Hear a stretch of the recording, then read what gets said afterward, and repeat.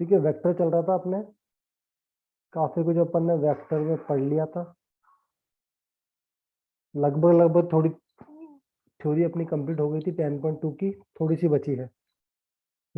अपन ने क्या सीखा था वेक्टर के बारे में, कि कोई वेक्टर है, मान लो पी वेक्टर है, वो लिखा है A I cap B J cap plus C K cap, ये कोई भी वेक्टर है।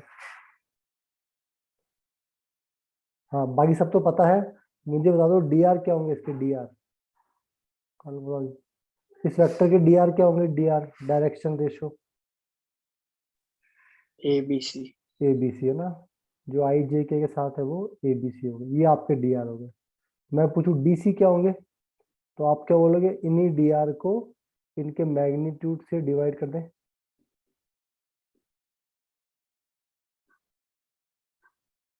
ए square plus B square plus C square, ठीक है। इसी वेक्टर को इसके मैग्नीट्यूड से अगर डिवाइड कर देंगे तो वो यूनिट वेक्टर बन जाएगा, और फिर जो कंपोनेंट होंगे वो डीसी बन जाएंगे, ठीक है। डीसी को अपन एक नाम ये भी था, कॉस अल्फा भी बोलते हैं, कॉस बीटा बोलते हैं, और कॉस गामा, याद आया। Direction yes sir. कोसाइन का एक नाम ये भी था, cos alpha cos beta cos gamma, और कभी कभी इसको एल एम और एम भी बोलते हैं, ठीक है। जैसे डी आर को अपन एबीसी बोलते हैं, तो डीसी को एल एम एन भी बोल देते हैं कभी कभी, ठीक है। तो यहाँ से रिलेशन भी क्या आया था कि L square plus M square, अगर L M N D C है तो ये 1 होना चाहिए।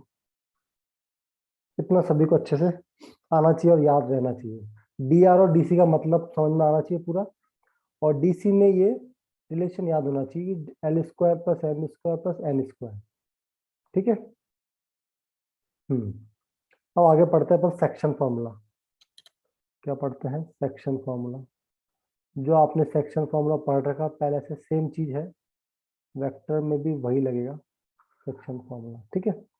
मान लो एक वेक्टर है, एक पॉइंट है पी, ये वेक्टर है पोजीशन वेक्टर, एक दूसरा पॉइंट है क्यू, मान लो बीच में एक पॉइंट है आर, वो ये पी भी वेक्टर है, क्यू भी पोजीशन वेक्टर है, आर भी पॉइंट वेक्टर है।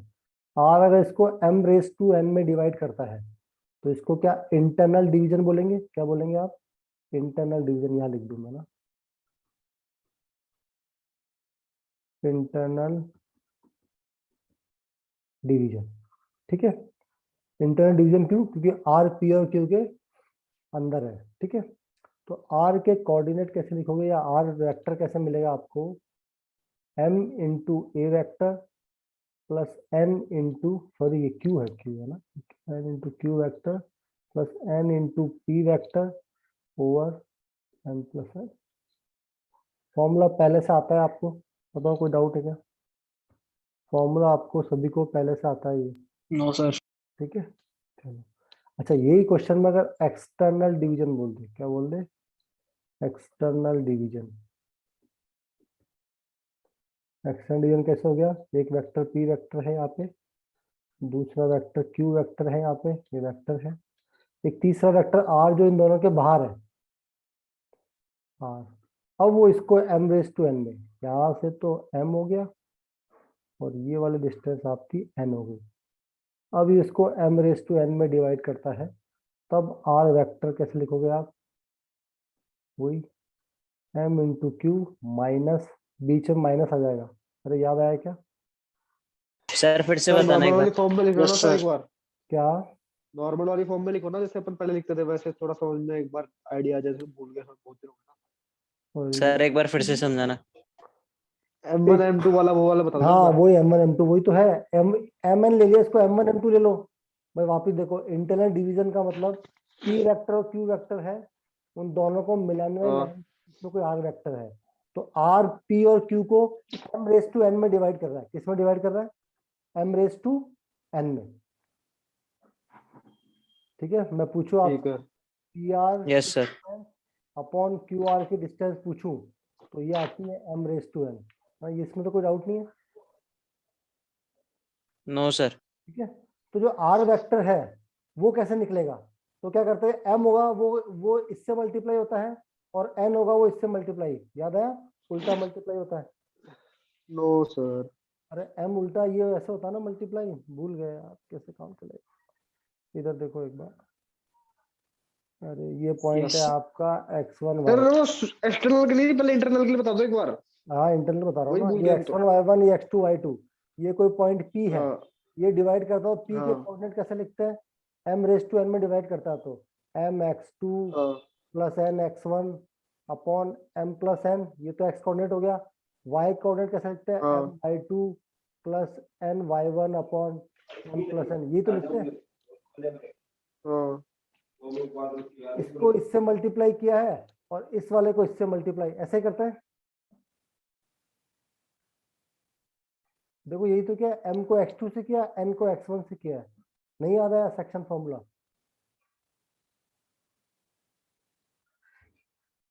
अरे ये तो 10th से पढ़ते आ रहे हो, अभी नहीं याद आया तो अब याद कर लो, इसका कोई इलाज नहीं है, तुम भूल गए तो आसान सी चीज। हाँ सर, हाँ सर। अब r कैसे निकलेगा, वापस बता रहा हूँ, p और q आपको दिया है, आपको बोला r इन दोनों को डिवाइड करता है, r निकालो, तो कुछ भी नहीं करना है, m को q से मल्टीप्लाई करना है, n को p से मल्टीप्लाई करना है बस, और m प्लस सर एक n। बार लास्ट वाला पेज वापस निकालना। ये तो मैंने डिलीट कर दिया, वो तो सर वो डिलीट, फॉर्मूला कहता है m1x2 plus m2x1 upon m1 plus m2। हाँ अपॉन है, हाँ वही, m1x2 प्लस और फिर y का क्या m2x1 था सर? अपॉन, y का भी m1y2 plus m2y1 upon m1 plus m2। तो वो दोनों आपस में ऐड होते गए। नहीं वो एक x कोऑर्डिनेट एक y कोऑर्डिनेट है, अरे कोई भी अच्छा पॉइंट अच्छा होगा, ठीक। अरे तुम भूल गए, ये पॉइंट हाँ 2 हाँ और हाँ हाँ 3 है, हाँ ये पॉइंट 4 और 5 है, एक पॉइंट p इसको 1:2 में डिवाइड करता है, तो p के कोऑर्डिनेट बताओ, तो p में एक x होगा एक y होगा, तो x वाला कैसे निकलेगा, हाँ। अब याद आ गया, n अब तो याद आ 4 गया से सर, अब याद आ मल्टीप्लाई गया। होगा, 2 से मल्टीप्लाई होगा, 1 + 2 हो जाएगा। y वाला कैसे निकलेगा, 1 तो 5 से मल्टीप्लाई होगा, ठीक है, ये ऐसे निकलेगा, आ गया सर, आ गया। ठीक है। चलो, तो मैं इसको वेक्टर फॉर्म में दोबारा लिखा देता हूँ, हाँ कहाँ गया इधर, तो एक बार मैं इसको ऐसे वेक्टर में लिख के दिखा रहा हूँ। वेक्टर में 3 होंगे, x1 होगा, y1 होगा और z1 होगा। एक दूसरा पॉइंट जो है उसमें x2 होगा, y2 होगा और z2 होगा, ठीक है। एक पॉइंट ये p है, ये q है, r इनको डिवाइड करता है m⁻n में, तो r के कोऑर्डिनेट कैसे निकलेंगे, mx2 plus nx1 upon m plus n। r का xy कोऑर्डिनेट कैसे निकलेगा, my2 plus ny1 upon m plus n। z वाला कोऑर्डिनेट कैसे निकलेगा, mz2 plus nz1 upon m plus n। ये r ऐसे निकल जाएगा, ठीक है, अब समझिए। तो सेम चीज है, वेक्टर को मैं सीधा, p एक वेक्टर ही है तो अल्टीमेटली क्रॉस मल्टीप्लाई ही किया है।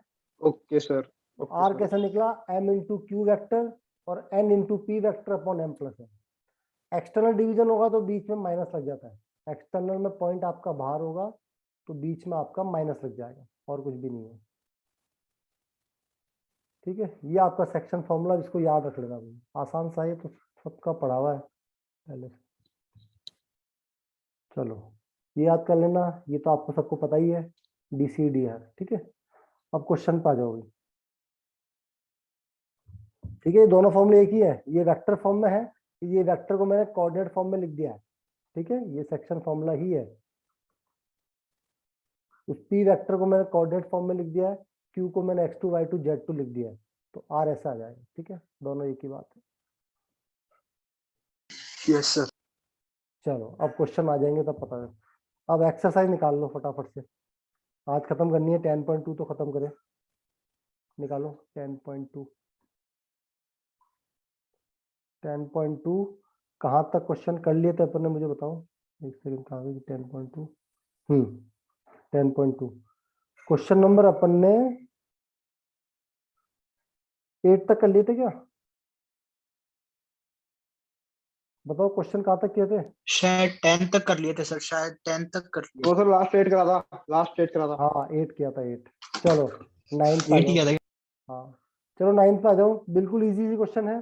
देखो एक वेक्टर ए दिया है, ए वेक्टर आपके पास है, हाँ ये लिखा हुआ है 2i cap minus 3j cap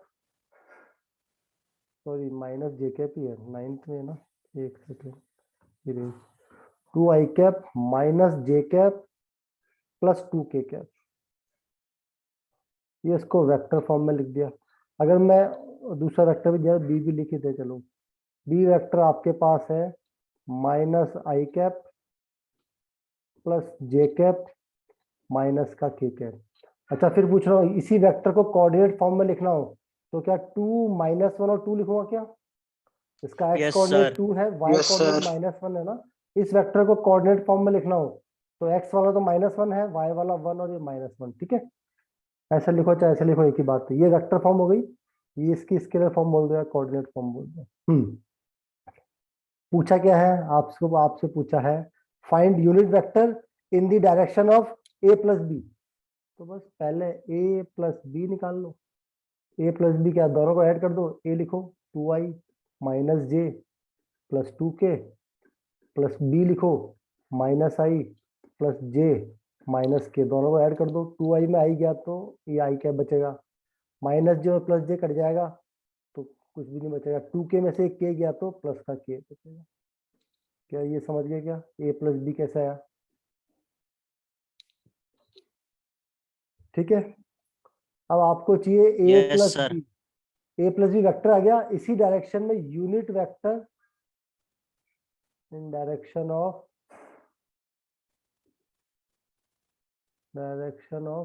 a plus B. तो बस जो a प्लस बी है इसको इसी के मैग्नीट्यूड से डिवाइड कर दो।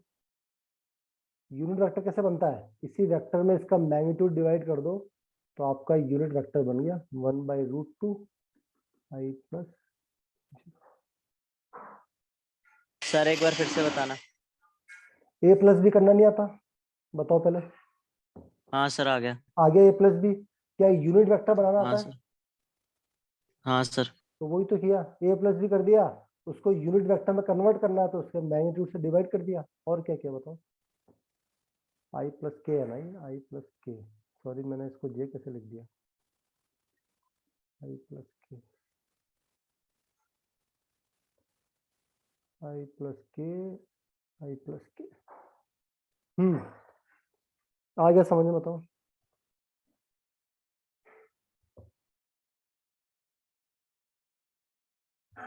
आगे बढ़ो, तो बहुत ही आसान है हाँ सर।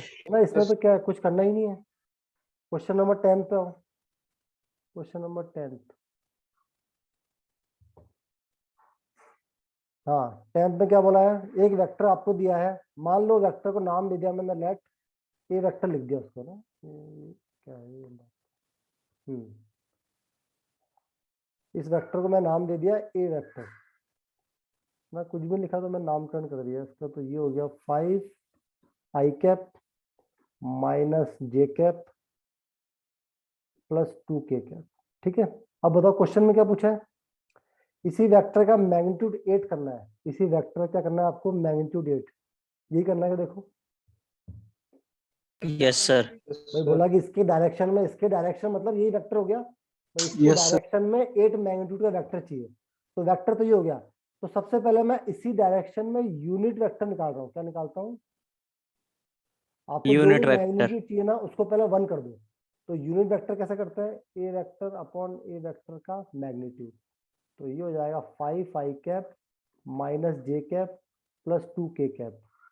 इसका मैग्नीट्यूड क्या होगा, रूट में 25 प्लस 1 प्लस 4, ये होगा। तो ये हो जाएगा आपका 1/√30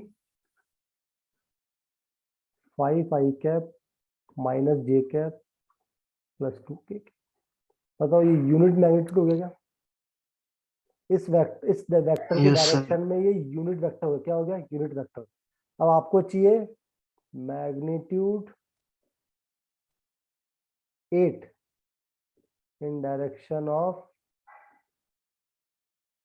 ए वेक्टर, इसी वेक्टर की डायरेक्शन में मैग्नीट्यूड 8 चाहिए, तो बस ये 1 है, इसको 8 से मल्टीप्लाई कर दो, तो ये मैग्नीट्यूड 8 हो गया। भाई डायरेक्शन से कंफ्यूज नहीं होना, इसी वेक्टर को 8 बना दो, बस 8 मैग्नीट्यूड का वेक्टर बना दो, बस लॉजिक ये है। इसी वेक्टर को 8 मैग्नीट्यूड का वेक्टर बना दो, तो कैसे बनता है, पहले तो वेक्टर का मैग्नीट्यूड 1 करो। 1 कैसे करते हैं? यूनिट वेक्टर बना के। अब आपको 8 बोले तो 8 से मल्टीप्लाई कर दो, 10 बोले 10 से मल्टीप्लाई, कोई बोले मैग्नीट्यूड 12 कर दो, 12 से मल्टीप्लाई कर दो। बताओ ये समझ में आया क्या? Yes sir. ठीक है, आसान जी सा है सर। बिल्कुल। 5 क्वेश्चन से करा मैंने। ठीक है।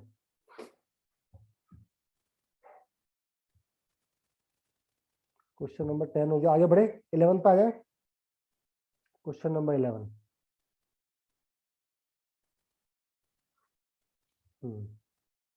11 क्या बोलता है? दो वेक्टर दिए हैं, मान लो इनका नाम दे दे।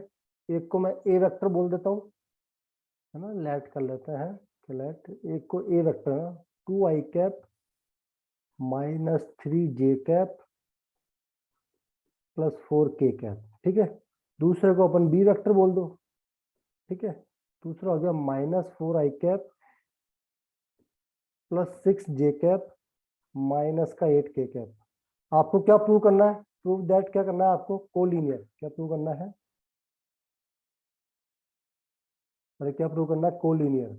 कोलिनियर का मतलब क्या? पैरेलल प्रूव कर दे तो कोलिनियर हो जाएगा। जी ठीक है, लॉजिक यही है। सर। तो दो मेथड करने के। पहला मेथड तो इसको देखो, मैं ऐसे लिखता हूँ -4i plus 6j minus 8k। देखो मैं इसमें से -2 कॉमन निकालता हूँ, तो ये आ गया 2i minus 3j plus 4k। क्या यही हुआ क्या? यस। अब ये तो बी वेक्टर लिखा है, ये -2 इंटू ए वेक्टर लिखा है। क्या ये लिखा है? हाँ सर। हाँ सर। बस, तो ये दोनों b बराबर लैम्बडा ए की फॉर्म में हो गया। b बराबर लैम्बडा ए, जहाँ लैम्बडा की वैल्यू -2 है। ये टाइप हो गई। इसका मतलब क्या हो गया? Vectors are collinear. Vectors are collinear बोल दो, पैरेलल बोल दो। ठीक है, वेक्टर्स आर कोलिनियर। दूसरा मेथड देख लो ध्यान से। दूसरा मेथड क्या बताया था? पहले वेक्टर के डी आर A1 B1 और C1 है अगर, और दूसरे वेक्टर के डी आर अगर A2 B2 और C2 है, तो कोलिनियर या पैरेलल की कंडीशन क्या बताई गई थी आपको? A1 अपॉन A2 बराबर B1 अपॉन B2। अरे ये बताई थी ना, मेथड 2। दोनों याद रखने में। एक वेक्टर के डी आर, ये डी आर दिए हैं, A1 B1 C1 है, दूसरे वेक्टर के D are A2 B2 C2 है, तो पैरेलल या कोलिनियर कब होंगे? जब A1 अपॉन A2 बराबर B1 अपॉन B2 बराबर C1 अपॉन C2। तो मैं आपसे इस क्वेश्चन में पूछूं अगर,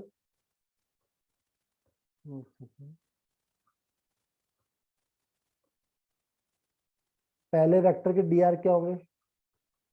बताओ पहले वेक्टर के डी आर। 2 अपॉन -4। 2 अपॉन नहीं, डी आर 2 -3 और 4। 2 -3 और 4। हाँ और जो सर। सेकंड वेक्टर है उसके डी आर क्या होंगे? -4 -4 6 और 6 और -8। -8। तो ये A1 B1 C1, दूसरे के A2 B2 C2। तो देखो 2 अपॉन -4 बराबर -3 अपॉन 6 बराबर 4 अपॉन -8। सभी को सॉल्व करोगे तो -हाफ आंसर आता है। देखो तीनों बराबर है। क्या ये फॉर्मूला लग गया?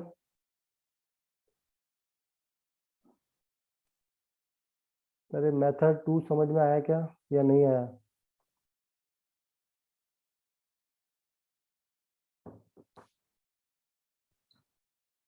मेथड 2 समझे कि नहीं समझे? हाँ ना? समझ गए सर। समझ गए, चलो क्वेश्चन नंबर 11 हो गया। ठीक है, याद रखना भैया ना, आसान सा फॉर्मूला है। 11 के बाद आ जाओ आप 12 पे।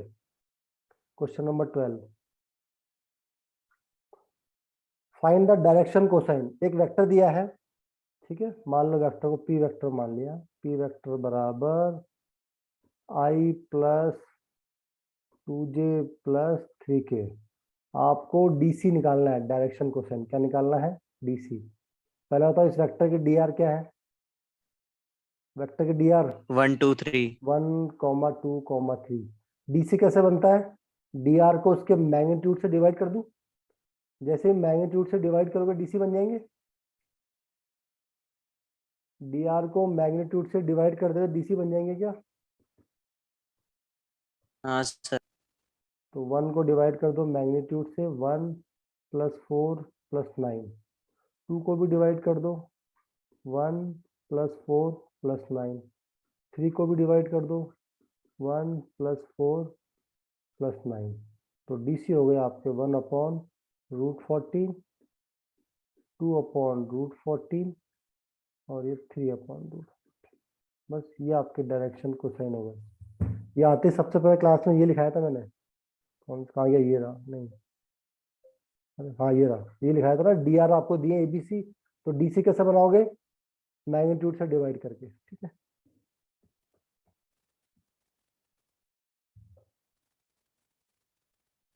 चलो बहुत ही आसान क्वेश्चन था। बढ़े आगे।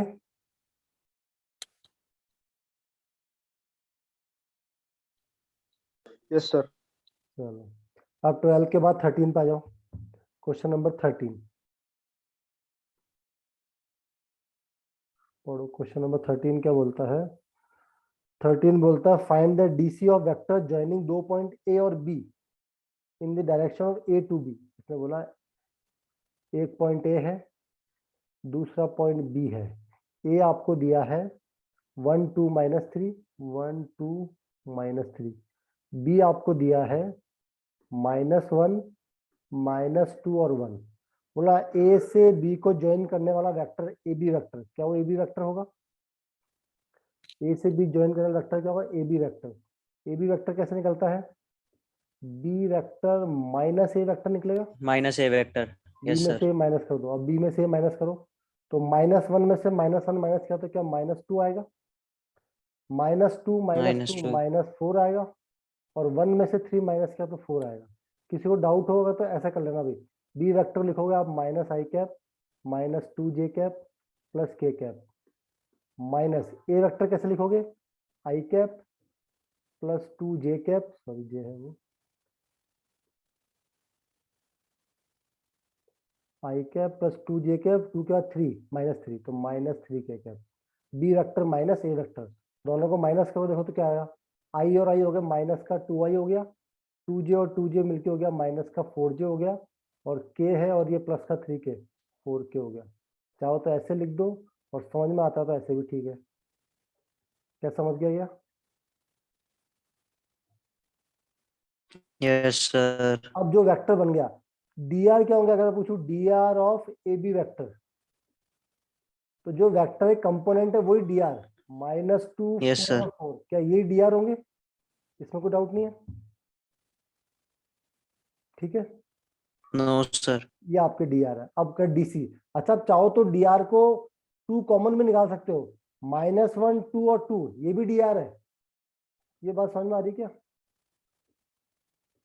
dr डायरेक्ट कुछ कॉमन निकल के आ रहा है तो वेक्टर का डायरेक्शन तो वही है। ये समझ में आया क्या? मैंने 2 कॉमन निकाल के हटा दिया, ये भी इसी वेक्टर के dr है, आ गया सर, आ गया। ठीक है। अब मुझे DC बनाना है, DC क्या बनाना है, DC। तो DC क्या करोगे, -1/√1 + 4 + 4, 2/√, ये 9 आ जाएगा, 2/√9। सॉल्व करोगे यहाँ पे तो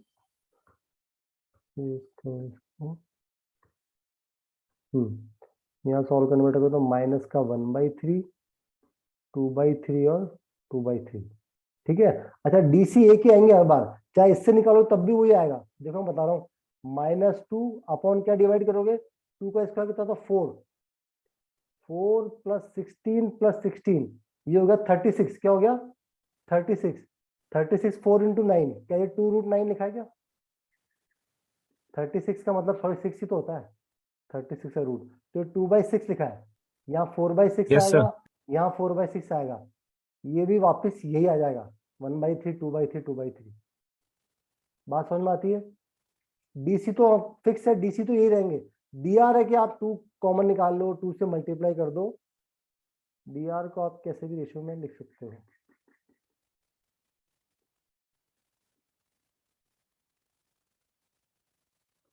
ये आपके DC हो गए, DR को उसके मैग्नीट्यूड से डिवाइड कर दिया तो DC हो गए। ये था क्वेश्चन नंबर अपना 13, और ये भी बहुत ही आसान क्वेश्चन था। पढ़ो भाई, 13 के बाद 14 पढ़ो, क्वेश्चन नंबर 14। सर ये नोट करने दो सर, ये वाला। हाँ कर लो चलो, मेरा रूट 9 है ना।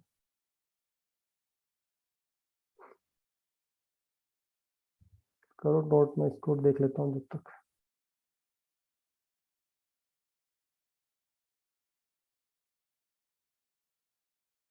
Yes sir. हो गया।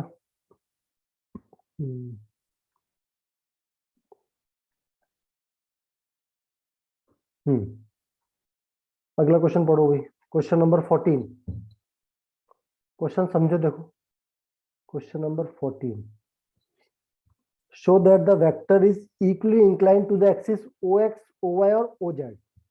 एक वेक्टर है, मान लो उस वेक्टर का नाम है अपन ने, मान लो पी वेक्टर ले लिया, कुछ दिया नहीं है तो ये बोला i प्लस j प्लस के।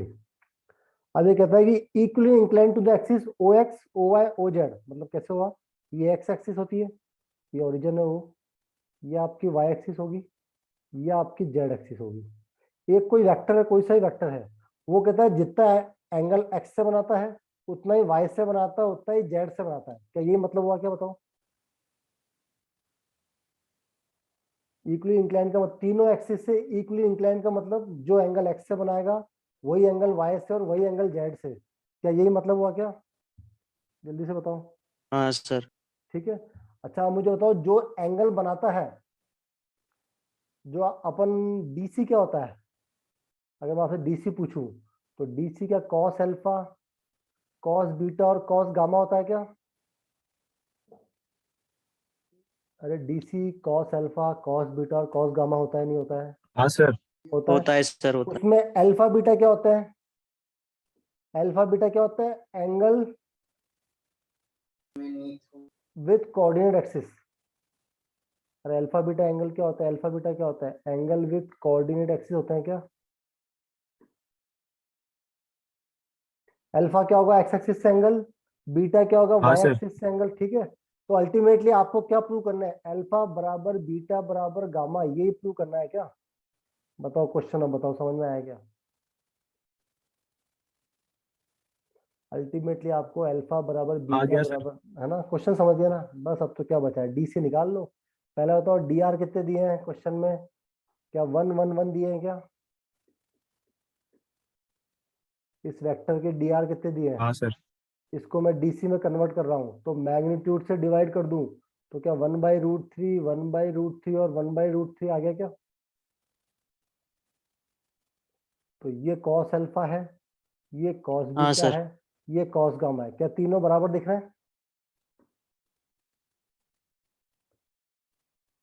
क्या तीनों बराबर दिख रहे हैं? Cos alpha, cos beta, cos gamma. तो मैं यहाँ से बोल सकता हूँ अल्फा बराबर बीटा हाँ बराबर गामा।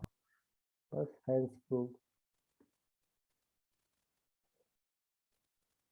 सर मतलब वही मांगा था इन्होंने, तो डीसी मांगा था, है ना? मतलब डीसी इक्वल प्रूव करना है, तीनों से एंगल सेम, मतलब डीसी आपको इक्वल प्रूव करना है। तो तीनों डीसी आपके डायरेक्शन कोसाइन जो है अल्फा बीटा गामा, ये बराबर आना चाहिए। तो क्वेश्चन समझ में आया नहीं आया? समझ के आंसर बताओ। आ गए सर। ठीक है, आगे पढ़ो। अगला क्वेश्चन भी बिल्कुल इजी है, 14 के बाद 15। सीधा सीधा इंटरनल और एक्सटर्नल डिवीजन पूछा है, सेक्शन फॉर्मूला लगाना है। मैं करवा देता हूँ, देखो ये क्वेश्चन है ना, दो पॉइंट है पी और क्यू। देखो पहला पॉइंट है आपके पास पी, एक दूसरा पॉइंट है आपके पास क्यू। ये पी वेक्टर है, क्यू वेक्टर है। पी के कोऑर्डिनेट क्या दिए हैं? पी आपके पास है आई cap 2j cap minus K cap. इसको मैं ऐसे लिख दूं क्या, 1 2 और -1। समझ गए क्या? हाँ सर। और क्यू वेक्टर जो है आपका वो हो गया है -1 1 और 1, -1 1 और 1। ठीक है, इनको वैसे लिखना चाहो तो वैसे भी लिख के रख लो, I cap plus 2j cap minus K cap, Q vector minus I cap J cap plus K cap. ये ऊपर सबके कैप है ना, मैं ना लगाऊं तब भी आप समझ जाना कि ऊपर कैप लगा हुआ है। चलो, अब इसने बोला है टू रे, पहले इंटरनल निकाल रहा है। पहले क्या निकालना है अपन? इंटरनल। क्या निकाल रहे हैं पहले? इंटरनल डिवीजन, ठीक है, इंटरनली। एक जो वेक्टर है वो आर वेक्टर इनको 2 raised to 1 में डिवाइड करता है। किस में डिवाइड करता है? 2 raised to 1 में। तो आर के कोऑर्डिनेट आर वेक्टर पूछा है, बताओ क्वेश्चन समझ में आया क्या? आगे सर। तो बस आर वेक्टर का सीधा सीधा फॉर्मूला बताया था मैंने। 2 किससे मल्टीप्लाई होगा? क्यू से मल्टीप्लाई होगा। अरे 2 किससे? क्यू से मल्टीप्लाई होगा। 1 किससे होगा? पी से मल्टीप्लाई। क्या ये समझ में वन आया पी क्या? से मल्टीप्लाई होगा। ना, और नीचे m+n, हाँ सर। ठीक है। यस बस सीधा 2 के साथ क्यू लिख दो, वेक्टर फॉर्म में लिख दो पूरा, -i cap plus j cap plus k cap plus 1 किससे मल्टीप्लाई? p से। p क्या? i cap plus 2j cap minus k cap upon हो गया आपका 3। कितना आएगा? -2i, और i ऐड करेंगे तो माइनस का i कैप आएगा। 2j और 2j ऐड करेंगे तो 4j हो जाएगा। 2k माइनस k करेंगे तो प्लस k अपॉन 3। ये आपका आर वेक्टर हो गया, ये आपका आंसर है,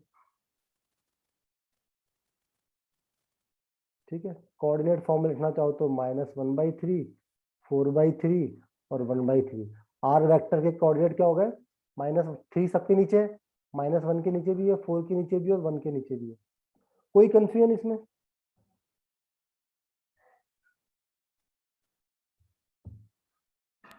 नो सर। ठीक है, चलो आगे बढ़ो।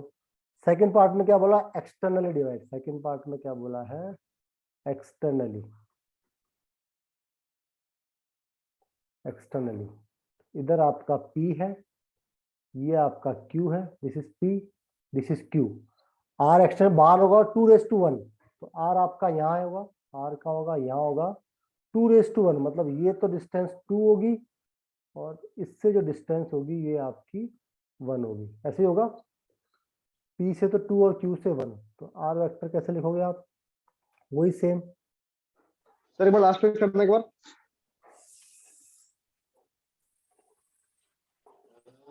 सर के तो 0। अच्छा ठीक ठीक ठीक सर, ठीक ठीक। ठीक है, चलो। हाँ सेम चीज है, एक्सटर्नल में या प्लस की जगह माइनस आ जाएगा, तो वही 2q vector minus p vector upon 2 - 1, ठीक है। तो बस 2q माइनस लिख दो। 2q वेक्टर क्या था आपके पास? q था -i plus j plus k, -i plus j plus k minus p vector क्या है? p था आपके पास i plus 2j minus k, i plus 2j minus k, ठीक है। करो ये तो क्या जाएगा, नीचे तो 1 ही है, -2i और i, ये माइनस का 3i हो गया। 2j और 2j कैंसिल हो गया, ये तो 0 आ जाएगा, ठीक है। और k कितना आएगा? 2k और प्लस का 3k, ये 3k आ गया। ये आर वेक्टर आ गया एक्सटर्नल डिवीजन में। क्या बताओ, इसमें कोई कंफ्यूजन है? समझ गए क्या?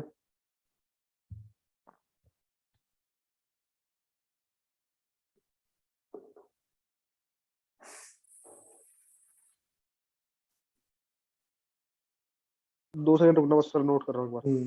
ये समझ तो गए, इसमें तो कोई डाउट थोड़ी है, बिल्कुल आसान है। तो कोई बहुत ज्यादा दिमाग खर्च तो हो नहीं रहा इसमें। Yes sir. आ गया। बस एक्सटर्नली में ध्यान के रखोगे भाई, 2 raised to 1 बोला है तो आर इधर है, तो पी से डिस्टेंस ज्यादा होगी तभी 2 raised to 1 होगा, ये ध्यान रखना। पी से 2 है, क्यू से 1 है। अगर 1 raised to 2 बोलता तो पी से 1 होती, तो आर फिर यहाँ पे आता इस साइड, ठीक है ना, उल्टी साइड आ जाता। हो गया सर। हो गया, चलो अगला क्वेश्चन पढ़ लो भाई।